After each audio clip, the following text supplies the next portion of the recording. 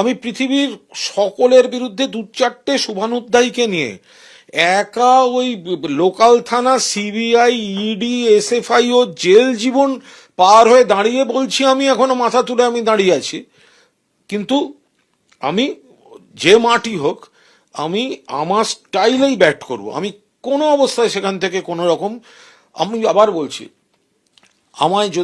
আমায় অন্তর থেকে ফিল করি যে আমায় কেউ ভালোবাসছেন, আমি তার জুতো পালিশ করে দেবো।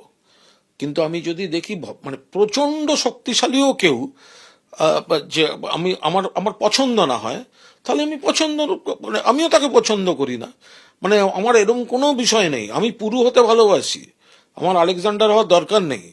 বাট আমি আমার মতো থাকবো, আমার মাঠে খেলবো। আমি ফলে এই এই একটা আবেগ থেকে করা, এর সঙ্গে রাজনীতি মানে আমি সেইগুলো করতে চাই না।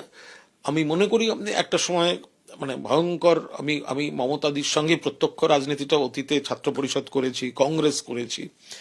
আবার পরবর্তীকালে মমতাদির কাছাকাছি আসার পর দীর্ঘদিন ধরে তার সঙ্গে একটা দিদি ভাইয়ের সম্পর্ক, কিছু লোকের গাত্রদাহ হয়েছিল, একটা ডিস্টেন্স হয়ে গেছিল। কিন্তু তারপরে আমিও জানি আমি দিদিকে শ্রদ্ধা করি, শুধু নয় আমি ভালোবাসি। আবার দিদিও আমাকে সেইভাবে কাছে টেনে নিয়েছেন।